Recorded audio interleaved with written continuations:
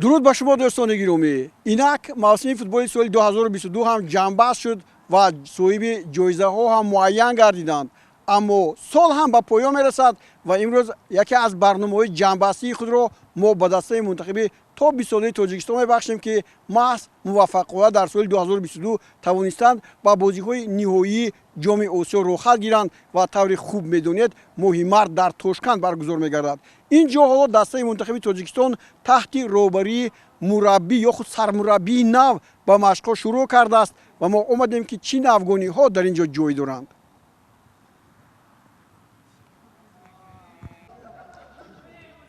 дастаи мунтахиби ҷавонони то 20 солаи Тоҷикистон омодагиро ба мусобиқаи финалии ҷоми Осиё 2023 ки аз 1 то 18 марти соли оянда дар ҷумҳурии Ӯзбекистон мегузарад хеле барвақт шурӯъ кард.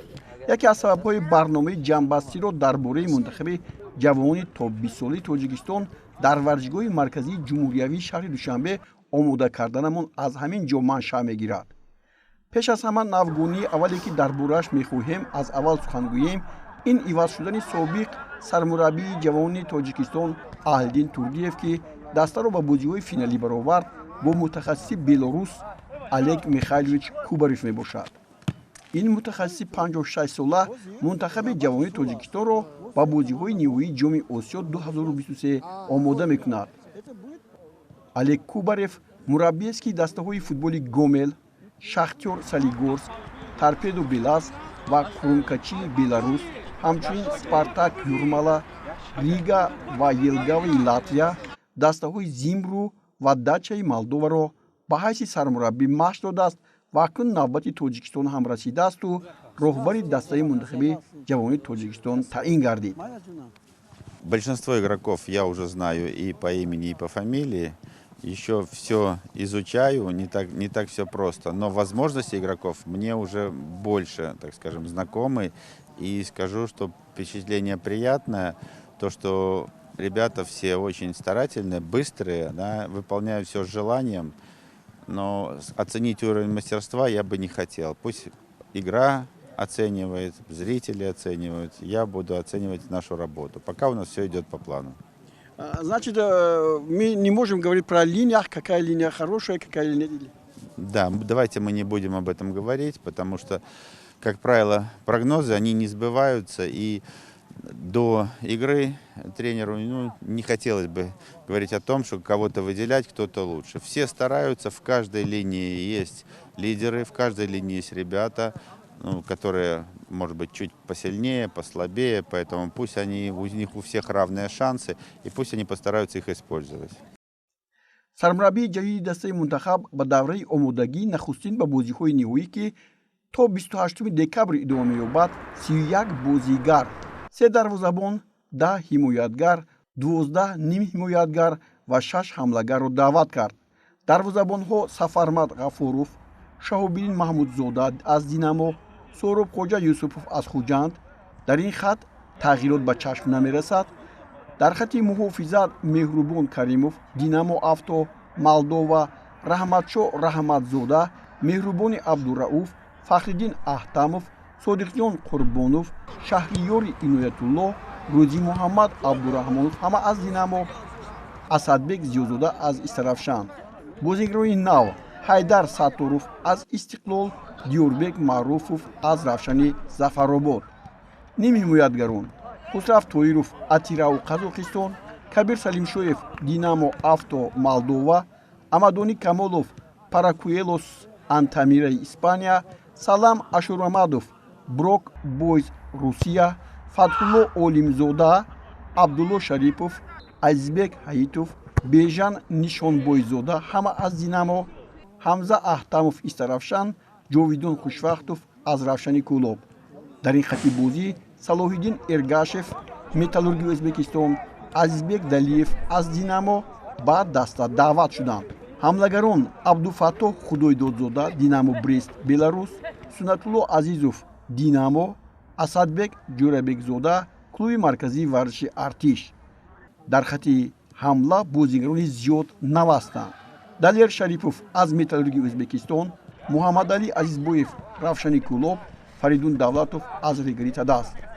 дар ин ҳайат танҳо 2 нафар бозигароне ки собиқан дар ҳайат ҳузур доштанд даъват нашуданд: алиҷони айнӣ ва меҳроб асоев. алиҷони айнӣ ба тамринҳои дуввум ба ҳайат шомил хоҳад шуд.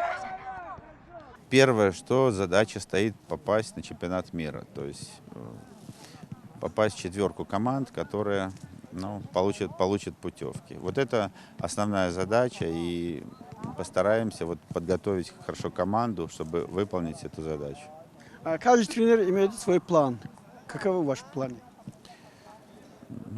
У нас есть время, которое нам отвели для подготовки, 2,5 месяца. Да? Есть план работы, который сколько мы должны сыграть матчей, сколько тренировок, сколько провести сборов. Мы это составили. Задача тренера – подготовить команду во всех аспектах игры, чтобы команда и в обороне хорошо играла, и в атаке играла хорошо, в переходных фазах, от обороны к атаке, наоборот, в стандартных положениях.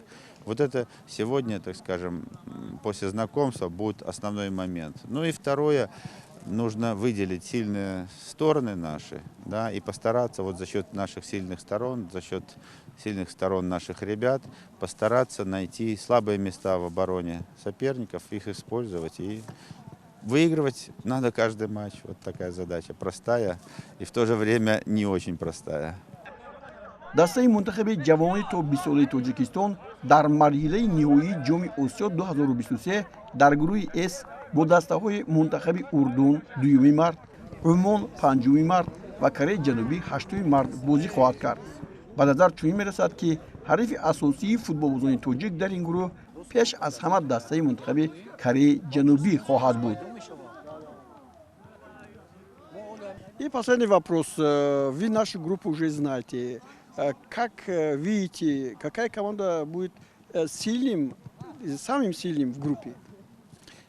Для нас все команды сильны, но мы, наверное, все-таки так приоритет отдаем Южной Корее, потому что видели эту команду уже в одном матче, во втором, и представляем, как эта команда играет. Наверное, она самая такая сбалансированная, самая организованная команда пока среди всех. аз рӯи хабарҳои пештар ба нашр расида, дастаи мунтахаби ҷавони то 20 солаи тоҷикистон дар доираи омодагӣ ба марҳилаи ниҳоии ҷоми осиё 2023 дар мусобиқаи байналмилалии International Sang Nien Cup ки аз 6 то 12 январ дар Ветнам баргузор мегардид иштирок менамуд ва бо дастаҳои мунтахаби ҷавони Ветнам, Таиланд ва Малайзия қувва меозмуд. В январе наша команда едет в Вьетнам, участвует в турнире. Чего ожидаете? По моим сведениям, уже мы не едем во Вьетнам. И, я так понимаю, планы корректируются не от нашего желания. Есть различные варианты, да, почему происходит так.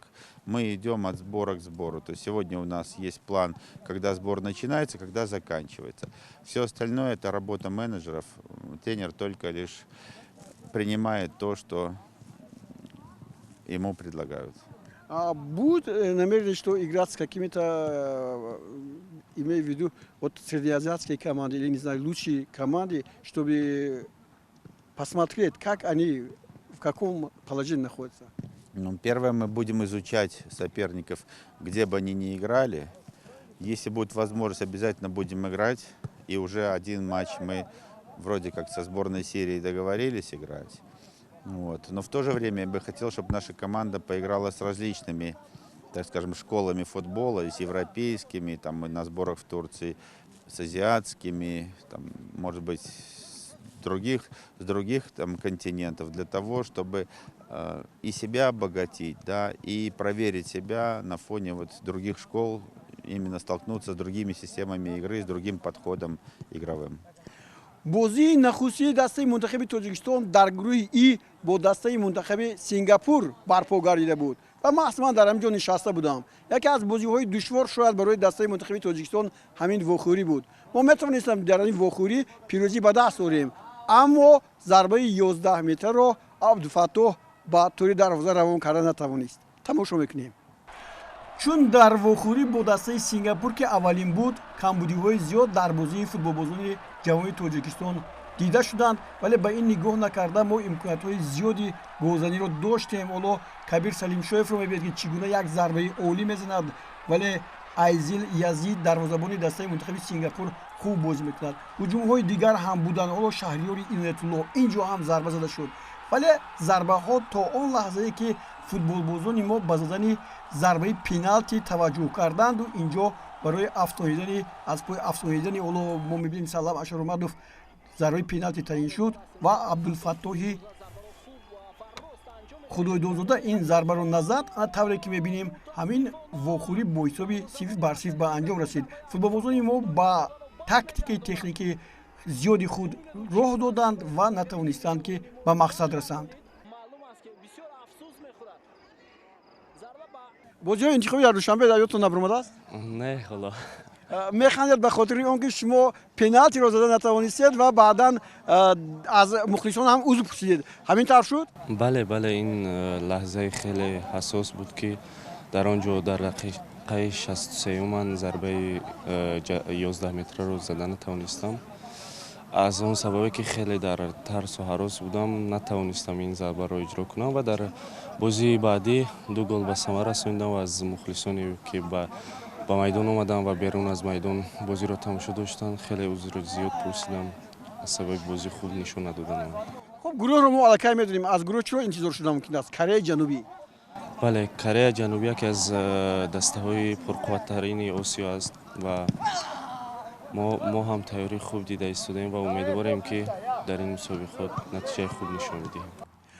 дӯстони гиромӣ, ин дарвозае ки дар шимоли варзишгоҳи марказӣ ҷойгир шудааст барои дастаи мунтахаби то 20 солаи Тоҷикистон ба хосият буд.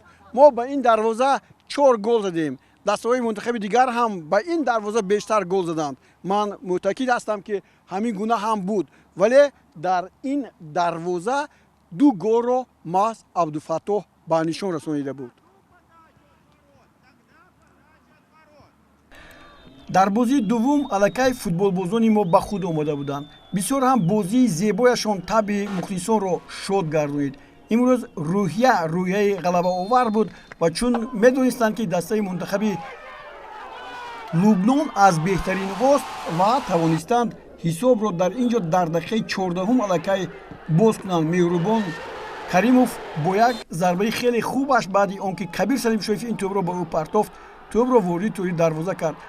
шояд доварон надиданд, вале баъдан муваффақ шуд ки ин тӯб ба инобат гирифта шавад ва ҳисоб кушода шуд. баъди ин футболбозони мо боз маҳоратҳои олии худро ин ҷо нишон медоданд ки бисёр ҳам ҷолибу зебо буд. Амадони Камоловро мебинед ки чӣ гуна ҳуҷумҳои хеле хубро ба иҷро мерасонад ва дар натиҷа Фатҳулло Олимзода дар дақиқаи 44 ҳисоби бозиро 2-0 мекунад. боз ҳуҷумҳои дигаре ҳам буданд ки дар ин вохӯрӣ метавонистанд натиҷаро боз ҳам баландтар кунанд, вале зарбаҳо хато мерафтанд. аммо баъди ба майдон омадани бозигарони нав бори дигар тарҳи бозии футболбозони мо дигар шуд. Хусрав Тоҳиров ва Абдулфаттоҳ ки дар бозии аввал ширкат надошт ва акнун аз курсии эҳтиётӣ ба майдон омад, ин ҷо кори худро кард. ва ҳоло биёед таваҷҷӯҳ мекунем ба он голҳое ки бори дигар зада шуданд. имрӯз кори дарвозабони мо ҳам он қадар зиёд набуд. мухлисон ҳам аз дидани ин бозӣ бисёр ҳам лаззат бурданд. аммо Аҳлиддин ҳисоби 2-0-ро ҳоло ғалаба нашуморида кӯшиш мекард ки дастпарваронаш ба комёбӣ аз ин ҳам беназире ноил шаванд. хуб буд дар ҷарони ин вохӯрӣ аз майдон рондани бозигарон бисёр нобоб буд, гӯем агар хато намекунем, вале ҳамон таъвизҳо ин ҷо кори худро ба анҷом расониданд ва дар натиҷа баъди ба майдон омадани гуфтам Хусрав Тоҳиров ва Худойдодзода ҳисоб дигар шуд ва ин ҷо аллакай дақиқаи 85 аст ва голи аввалини худро Худойдодзода ба нишон расонид ва ин ҷо ба сӯи мухлисон тавре давид ки бахшиш пурсид аз он ки пеналтиро дар бозии аввал ба тӯри дарвоза зада натавониста буд. Абдулфаттоҳ боз дар як мавриди дигар дар дақиқаи якуми вақти иловашуда ба вақти асосии бозӣ боз як тӯби дигарро ба нишон расонид, аммо ин ҷо Хусрав Тоҳиров кори зиёде анҷом дод. ҳоло гузариши ин бозигари мо ва малакаи техникии ӯро бубинед.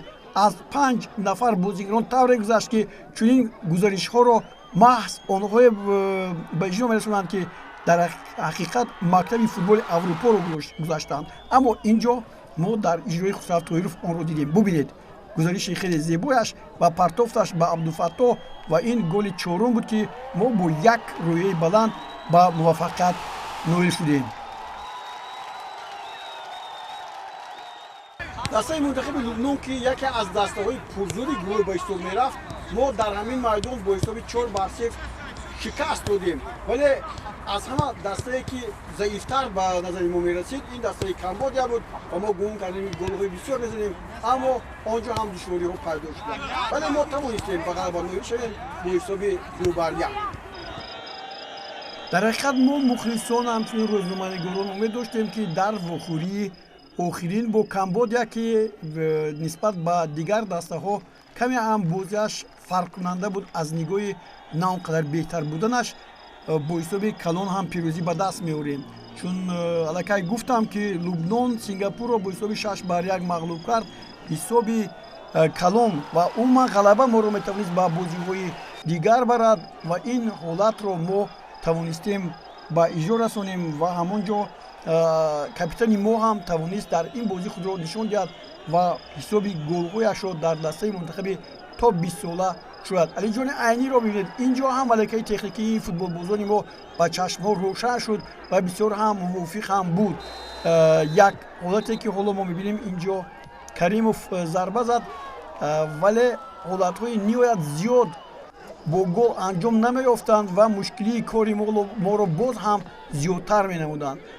ولی در یک فرصت دیگر فوتبال بازان ما امکانیت یافتند که حساب رو باز کنند. امادونی کمالوف بسیار خوب توپ رو در نزد دروازه نگاه می‌دارد و با ضربه سخت حساب رو می‌کشد. این الکی نیمه دوم بود و دقیقه 59 که ما و شما حالا می‌بینیم. اینجا باز همان حالتی که ما الکی در موردش گفتیم، عزیزبک حیتوف پرتافت خیلی زیبای خود را با انجام رسونید و دیگر باره فوتبال بازان ما هجوم‌های خود را خیلی زیاد کردند و